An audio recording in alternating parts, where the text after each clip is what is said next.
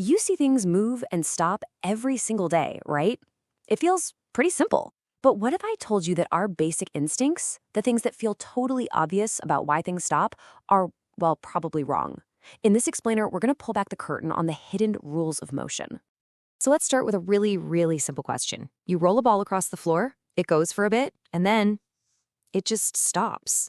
Why? Seriously, what's your gut reaction? What's the first thing that pops into your head? If you thought something like, well, it just runs out of force, or it runs out of steam, you're not alone. At all. This is our natural, intuitive, everyday answer. And you know what? It feels right. But it turns out the universe plays by a slightly different rulebook. To understand what's really happening, we need to unmask a hidden force. A force that's acting on that ball and honestly on pretty much everything else all the time. Okay, here it is. This is the first major shift in thinking you need to make. Objects don't just get tired and decide to stop moving. Their motion is actively stopped by an outside interference. That rolling ball doesn't want to stop. Something is making it stop. And that interference, that hidden enemy, has a name you probably already know. Friction.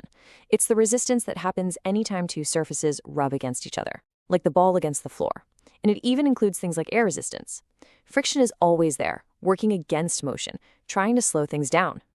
But here's the twist. While friction is the enemy of motion, it's also absolutely essential for our lives. I mean, without it, you couldn't even walk. Your feet would just slip out from under you.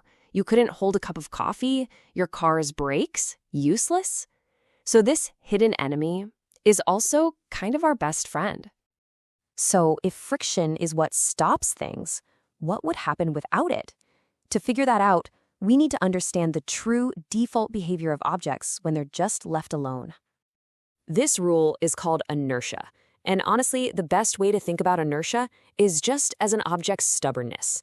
Every single object is stubborn. If it's sitting still, it wants to keep sitting still. And if it's moving, it wants to keep moving in the exact same way forever. It resists any kind of change. And what's so cool is that you have absolutely felt this. We all have. You're standing on a bus and it suddenly lurches forward. You feel like you're being thrown backward, right? But you're not. The bus is moving forward and your body, because of its stubborn inertia, is just trying to stay right where it was. Once you start looking for it, you see this stubbornness everywhere. When a car stops suddenly, your body wants to keep moving forward. That's why seatbelts are so crucial. When the car turns, your body wants to keep going straight. That's inertia, right there, in action. So we have friction and we have inertia.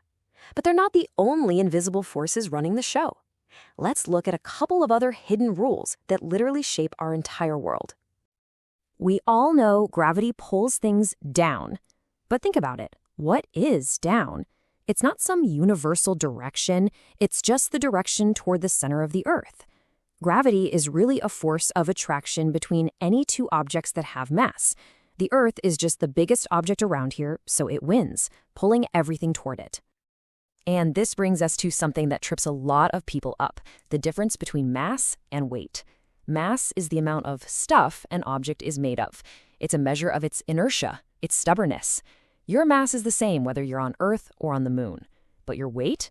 That's just the measure of gravity's pull on that mass. Since the moon's gravity is way weaker, you'd weigh less there. And finally, there's this idea of the invisible pushback.